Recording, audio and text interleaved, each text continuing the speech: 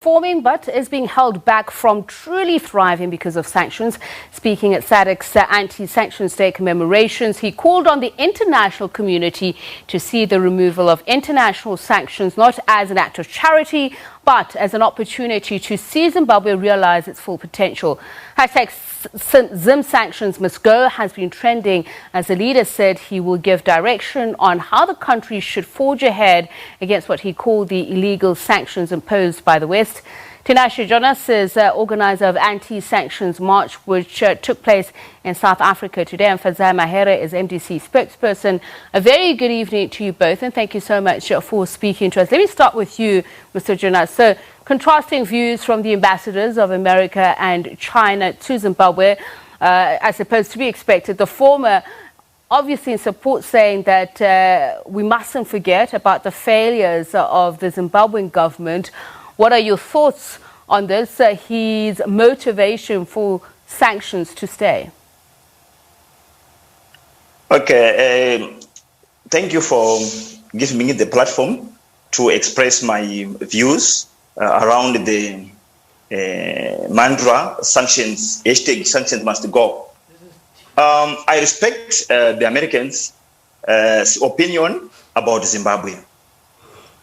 That the government is failing or whatsoever, although I'm not speaking on behalf of the government, but I think it's common knowledge that every country, every government goes through problems. Then the magnitude of problems are then measured by the judge.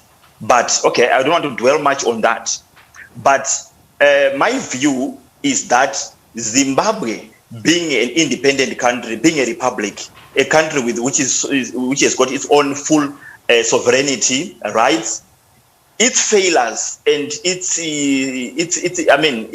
strengths or successes must be measured by the electorate, by the citizens of Zimbabwe, who has got the power to dismiss the government or to support the government with another term in office and whatsoever.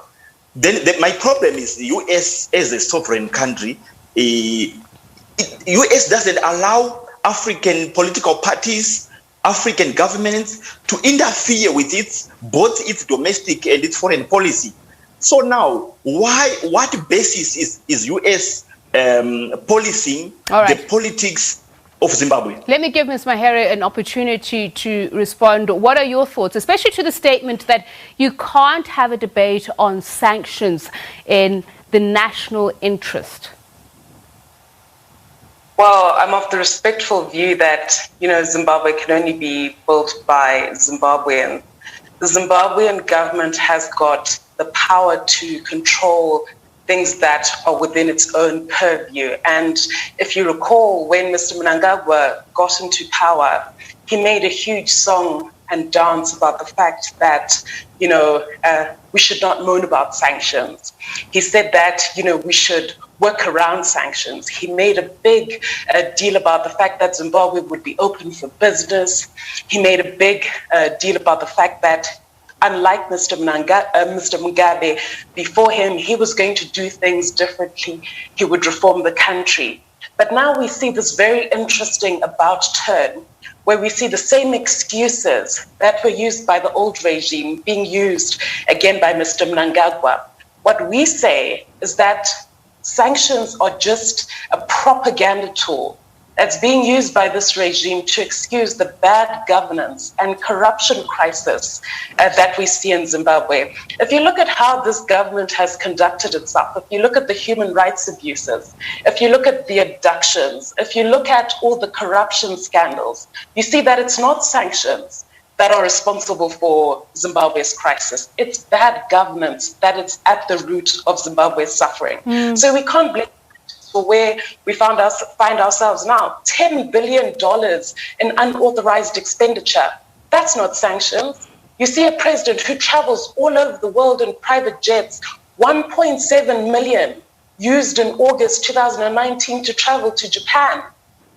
In January 2019, he took a trip to Europe, and the cost of chartering that private jet was enough to pay 535 doctors. Okay, so let me allow Mr. Jonas then. Suffering in Zimbabwe. is mismanagement by the government. What is your retort to that? You argue that they are not targeted sanctions, that they're hurting the country, they're hurting the region. But the EU, for instance, keeps on insisting that they've extended these sanctions by a year because they want to see reform. They are targeting individuals that they say were very much instrumental, especially in the previous regime, to the kind of atrocities that Zimbabweans are set to face. So, as you've just heard Ms. Mahere say, that there has been lack of reform. Okay, I respect Leader Mahere's opinions. But I think it's a shame that a beautiful Zimbabwean girl who was educated by the same government, who is a product of Zanu PF and the government, talk snobbish and proud to support sanctions upon your country.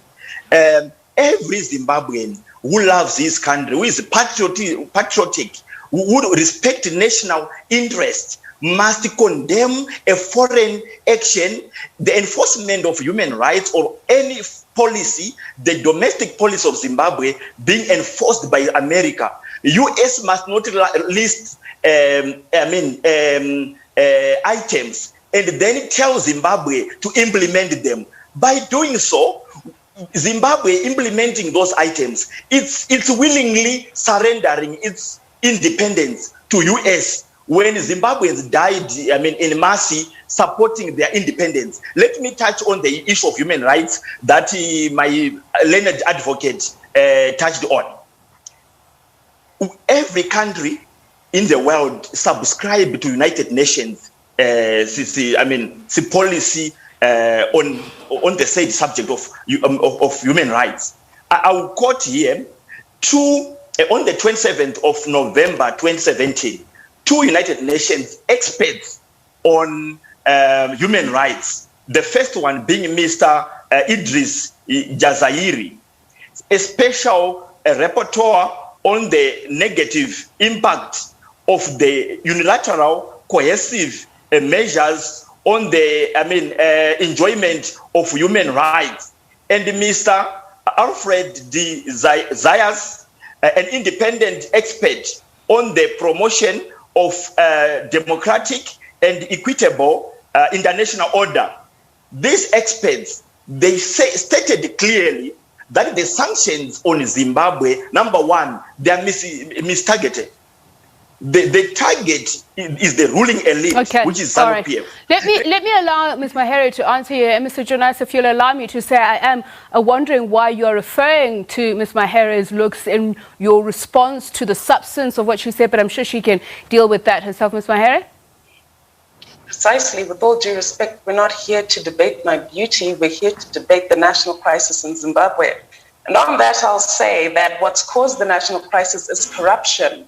By this government, 3.5 billion looted by Mr. Mnangagwa's government under Command Agriculture in 2018. 60 million looted under the Dragsgate scandal in 2020, still unaccounted for.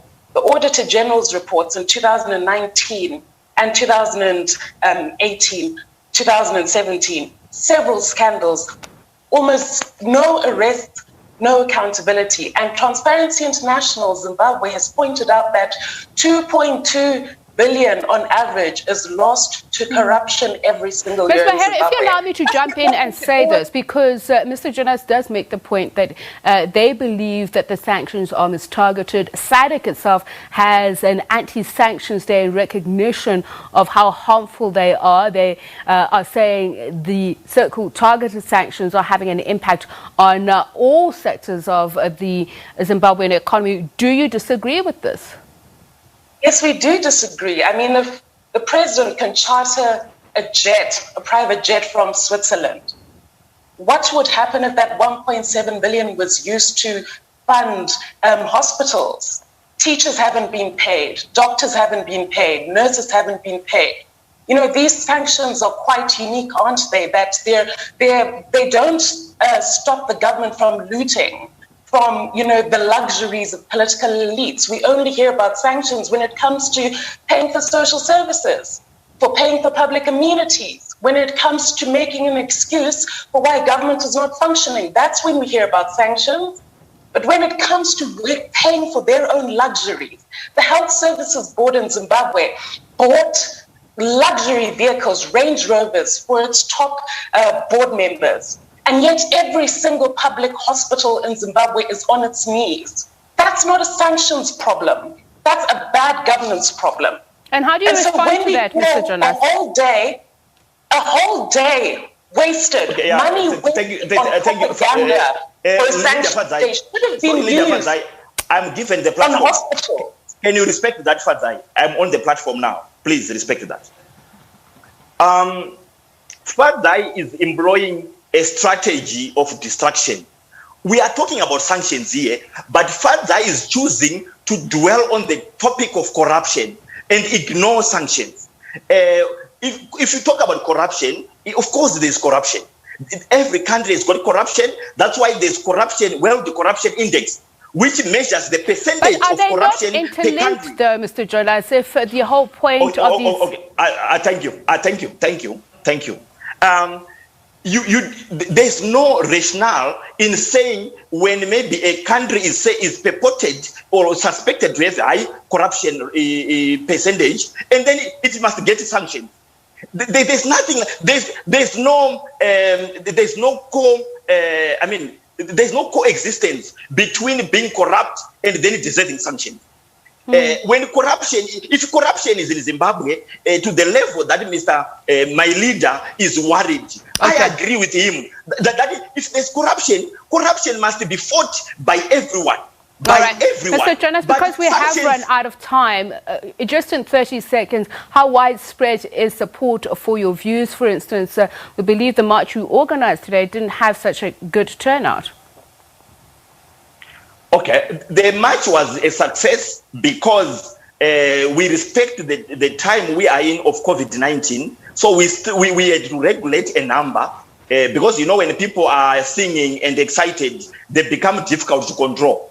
Zimbabweans are dying on health care and whatsoever, on sanctions. Then we can't then bring people together to fight sanctions, and then they spread COVID-19